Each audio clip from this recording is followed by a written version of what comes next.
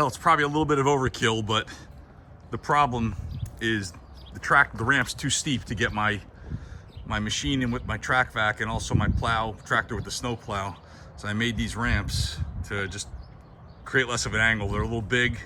I tried shorter ramps that you can use for your car, but they're still not, the angle's still too great and the back of this still scrapes. So this took care of the job. Now the back of this won't scrape the ground anymore. I can't even get it in. You can see I already gouged up my driveway once trying to do it. But you guys see how this works. Works like a charm.